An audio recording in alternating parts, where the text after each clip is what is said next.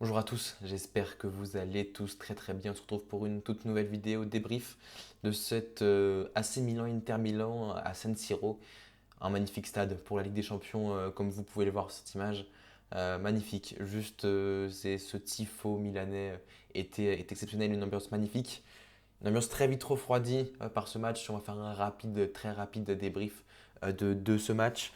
À commencer les compositions alors je suis désolé, je ne les ai pas à l'écran, mais un 4-2-2-3-1 et un 3-5-2. Et à chaque fois, ça a été le gros point du match.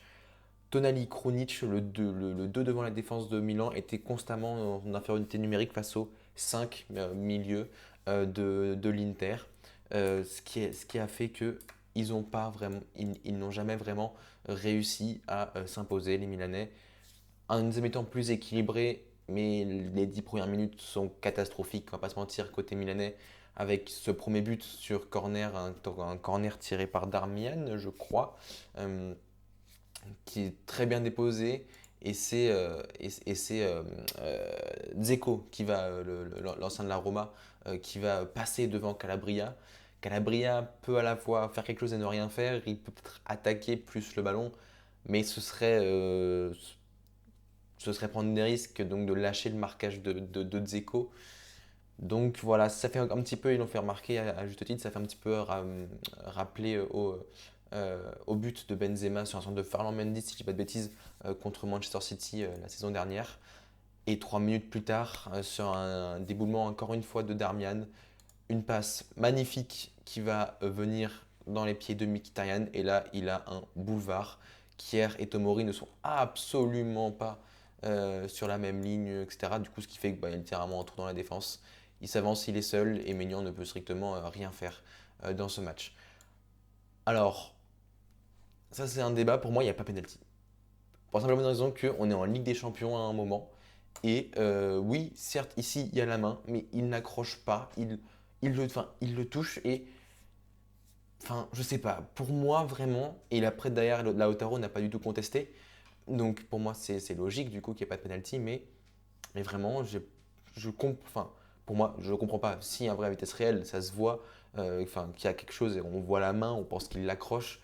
Mais vraiment, c'est juste un truc comme ça. Il n'y a pas de vraiment, pour moi, de choses à siffler penalty. On est en Ligue des Champions, il ne doit pas tomber pour ça.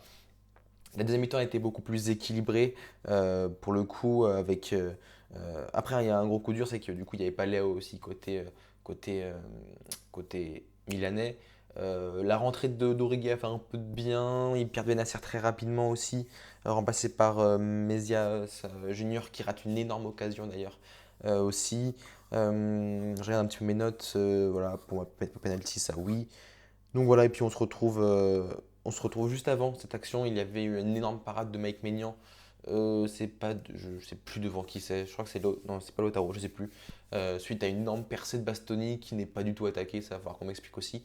Et cette frappe de Tonali qui se retrouve sur le poteau droit d'Onana qui a fait un très gros match aussi. Onana, pas forcément dans ses arrêts, mais plus dans son jeu au pied où souvent il a réussi à trouver dans ce milieu complètement coupé en deux de l'AC Milan. Il a souvent réussi à trouver la bonne passe.